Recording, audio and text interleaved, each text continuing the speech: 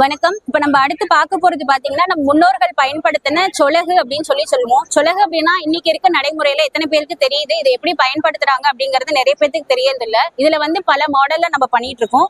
இது குழந்தைங்களுக்கு கோலுக்கு return gift கொடுக்கறதுக்காக சின்ன வடிவத்துல நம்ம ரெடி பண்ணிருக்கோம். இதே இது பேசிக்கா இந்த மாடல் நீங்க எல்லா இடத்துலயுமே பாத்திருப்பீங்க.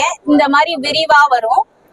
இதுதான் சவுத் சைட் பாத்தீங்கன்னா சொலகு அப்படின்னு சொல்லுவாங்க. மேல விரிவாவும் கீழே குறுகலாவும் வரும். இது சின்ன சைஸ் இருக்கிறது.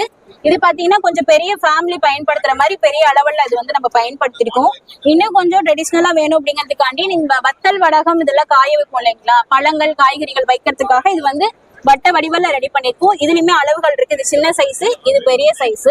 இதுல பாத்தீங்கன்னா அப்படியே ஸ்கொயர் ஷேப்பும் நம்ம ரெடி பண்ணிட்டு இருக்கோம். இதுல வத்தல் வடகம் பழங்கள் காய்கறிகள் இது போன்ற பொருட்கள் எல்லாமே வைத்து நம்ம பயன்படுத்தலாம்.